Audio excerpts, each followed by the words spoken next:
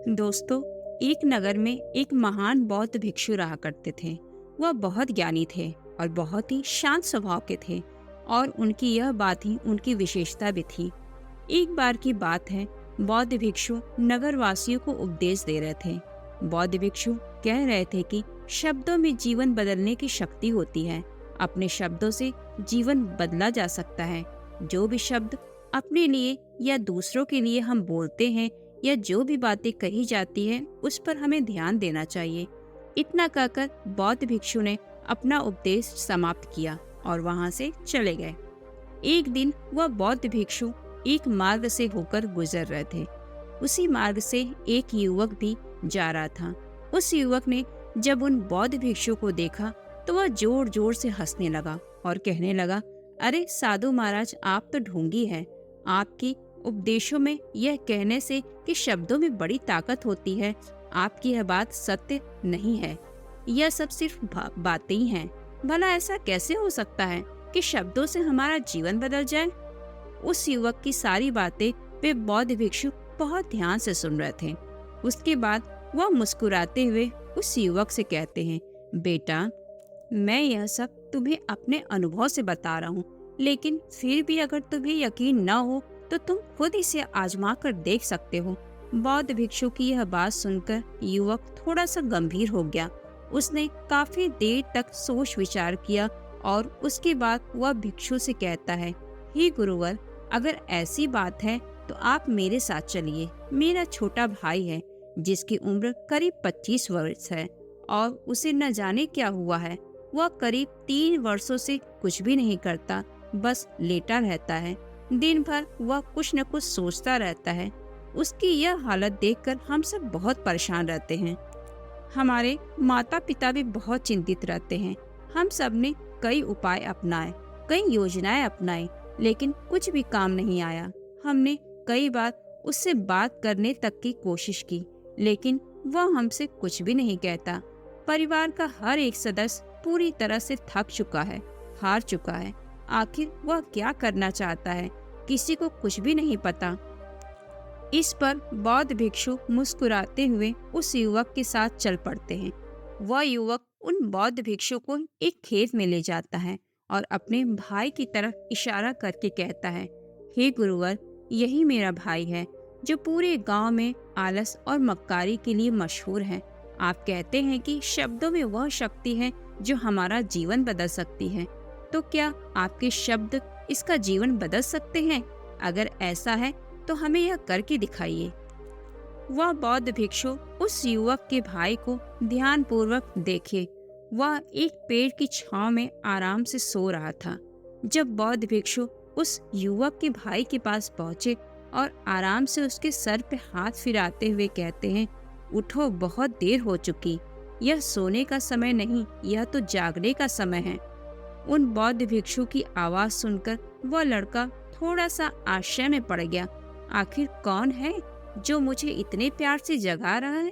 वरना सभी गांव वाले तो मुझे आलसी और मक्कार ही कहते हैं। आखिर कौन है जो मुझे इतना अपनापन दिखा रहा है? उसने आंखें खोली और आंखें मलते हुए उसने पूछा, हे गुरुवर, आप कौन हैं और यहाँ क्यों आए हैं? इस बार बौद्ध भिक्षु उस युवक से कहते हैं, बेटा, यह प्रश्न तो मैं तुमसे करना चाहता हूँ। तुम कौन हो, यही तो तुम्हें जानने की आवश्यकता है। बौद्ध भिक्षु की बात सुनकर वह लड़का जोर से हंस पड़ता है और कहता है, हे गुरुवर, यदि आप मेरे बारे में जानना है तो जाइए और गांव के किसी भी सदस्य से पूछ लीजिए। आप पता चल जाएगा कि मैं कौन हूँ। आपसे हर कोई यही कहेगा कि वह तो आलसी है, मक्कार है, तरह तरह के ताने सुनाएगा, तरह तरह की बातें कही जाएंगी मेरे लिए। इससे आपको यह जरूर यकीन हो जाएगा और आपको यह भी पता चल जाएगा कि मैं कौन हूँ। बौद्ध भिक्षु मुस्कुराते हुए उस लड़के से कहते हैं, सबसे पहले मेरी बात सुन लो। मेहनती इंसान के खुद के शब्द उसे अंदर तक चोट पहुंचाते हैं। इसलिए कभी भी अपने आप को अपने ही शब्दों से सुधारो। और मेरी यह दूसरी बात भी सुन लो, मैंने उन गांव वालों से नहीं पूछा कि तुम कौन हो, मैं तुमसे पूछ रहा हूँ कि तुम कौन हो। लेकिन तुमने तो अपनी आदतें मुझे बताई। आलस तुम्हारी पहचान नहीं, तुम्हारी आदत हो सकती है, और इंसान नहीं, उनकी आदतें खराब होती हैं। इसलिए तुम आलसी और मक्कार नहीं हो, यह तो तुम्हारी आदत है। बस इतनी सी बात है जो गांव वाले नहीं समझ सकते हैं। ये सारी बातें सुनकर वह लड़का थोड़ा सा आश्चर्यचकित रह गया, क्योंकि गांव वाले हमेशा उसे मक्कार, आलसी और तरह तरह के ताने ही सुनाया करते थे। वह बौद्ध भिक्षु की बात सुनकर उस लड़के की आंखों में आंसू आ गए। वह तुरंत ही दोनों हाथ जोड़कर उन बौद्ध भिक्षु के चरणों में गिर पड़ा और उनसे कहने लगा, आप सत्य कहते हैं, यह मेरी आदत ही है और मैं इस आदत से बहुत परेशान हूँ। मैंने बहुत कोशिशें की, लाख उपाय किए, लेकिन मैं अपनी इस आदत से छुटकारा नहीं पा रहा हूँ और न ही इन आदत से बाहर आ पा रहा हूँ। मैंने कई बार आलस छोड़ने का प्रयास भी किया, कोशिश की, लेकिन कोई लाभ ही नहीं हुआ। मैं जब भी कोई कार्य करने की कोशिश करता हूँ तो पता नहीं क्यों मेरा मन कहीं और भागने लगता है। मेरा दिमाग किसी और दिशा में काम करने लगता है और मैं उस काम पर ध्यान ही नहीं दे पाता। मैं क्या करूँ, कैसे करूँ, मुझे कुछ भी समझ नहीं आता। जब भी मैं किताबें पढ़ने की कोशिश करता हूँ तो मुझे नींद आने लगती है। मन में एक अजीब सा दर्द महसूस होता है। ऐसा लगता है कि मेरा जीवन यूं ही व्यर्थ जा रहा है, और जब मैं इस दर्द को बर्दाश्त नहीं कर पाता तो सो जाता हूँ, ताकि जब मैं उठूं तो मुझे दर्द महसूस हो। और अब तो मुझे यह भी यकीन हो चुका है कि मैं इन आदतों से नहीं निकल सकता हूँ। ये आदतें मुझे नहीं छोड़ती।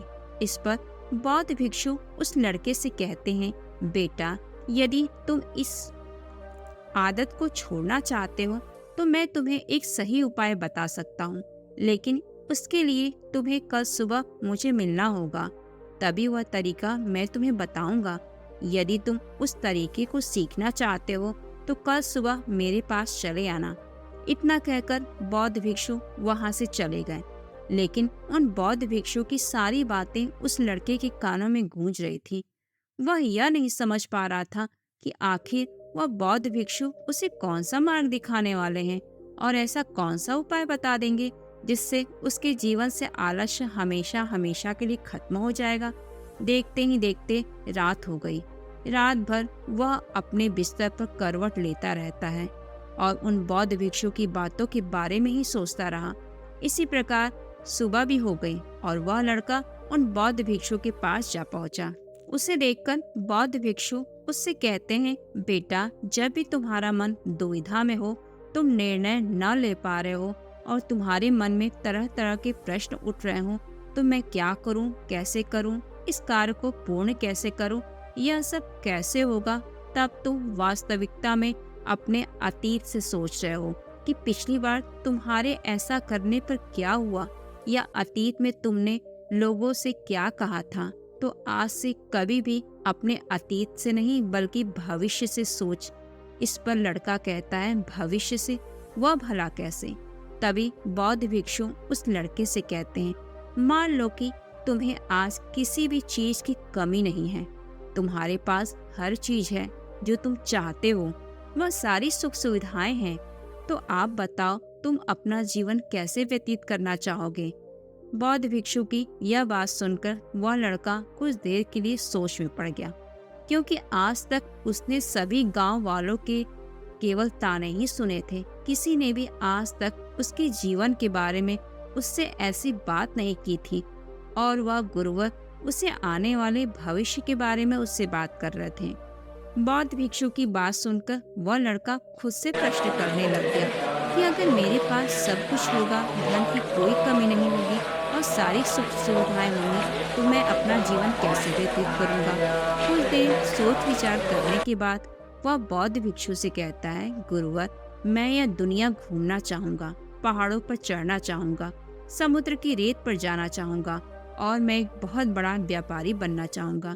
तभी अचानक उस लड़के का ध्यान टूट गया और वह बौद्ध भिक्षु से कहता है, हे गुरुवर, यह सब कैसे संभव होगा।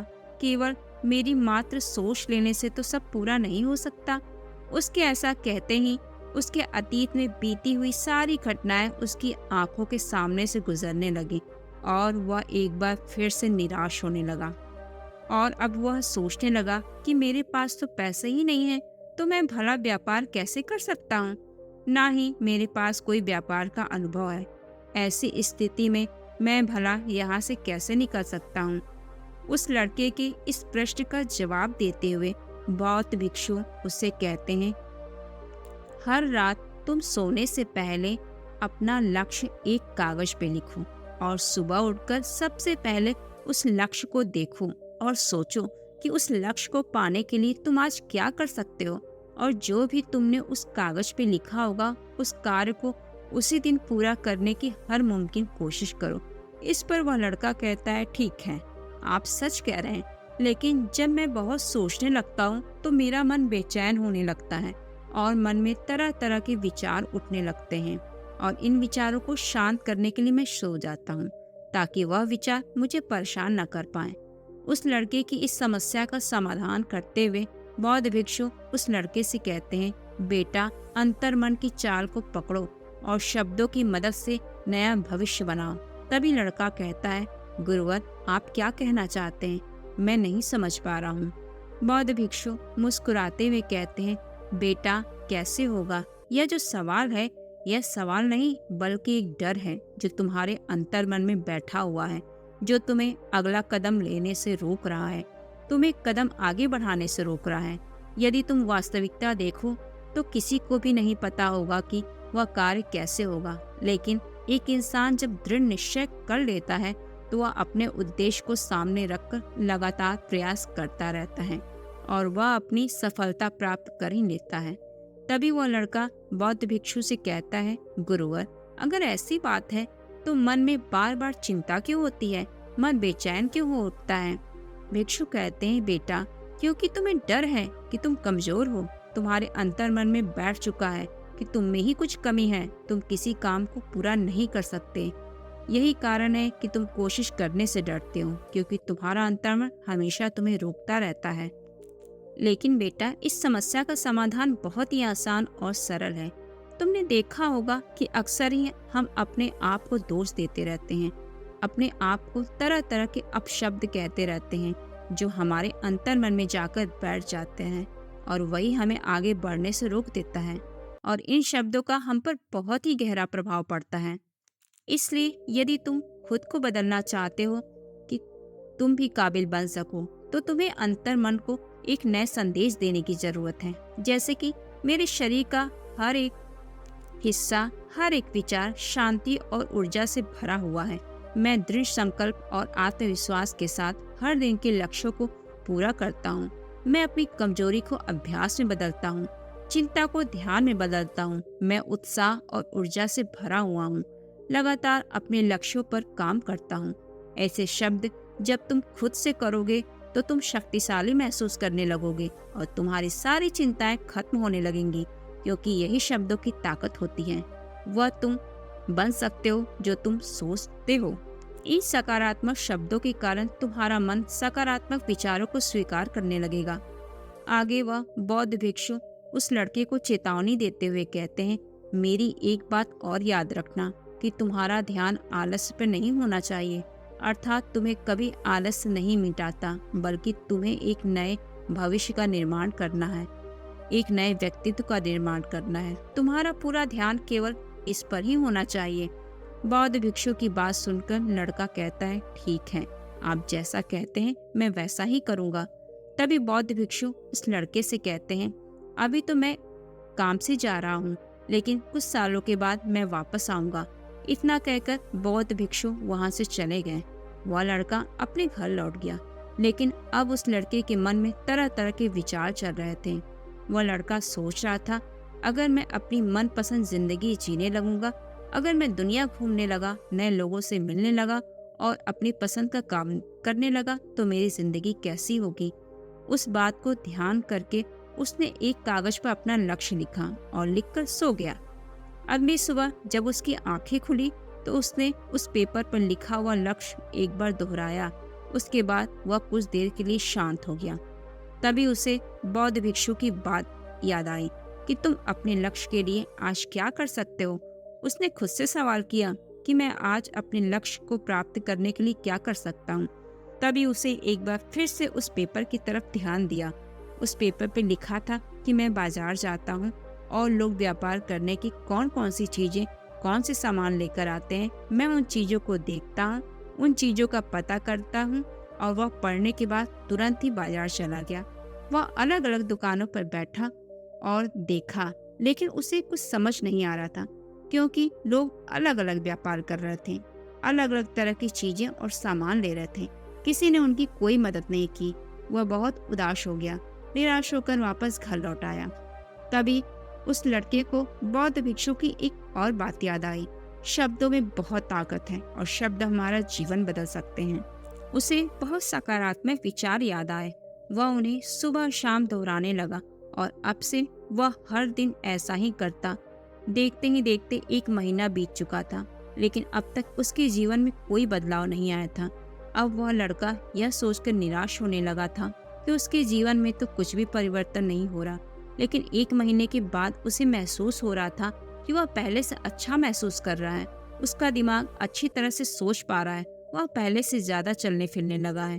धीरे धीरे उसे समझ में आने लगा कि जो लोग आगे बढ़ते हैं, महान काम करते हैं, उनकी सोच में कितना अंतर होता है। वे लोग हमेशा शक्तिशाली विचार सोचते हैं। धीरे धीरे जब भी उसका मन करता तो अपने पिता की मदद भी करता था। वह पिता के साथ मंडी में जाता, वहां पर जाकर मोल भाव करता, तो हमेशा कुछ न कुछ सीखने में ही जुटा रहता। तभी एक दिन गांव में एक मसाले का व्यापारी आया। उसे कुछ पढ़े लिखे नौजवानों की जरूरत थी जो माल की गिनती कर सके और हिसाब रखने का काम कर सकते। वह लड़का अपने लक्ष्य को जानता था कि उसे क्या पाना है।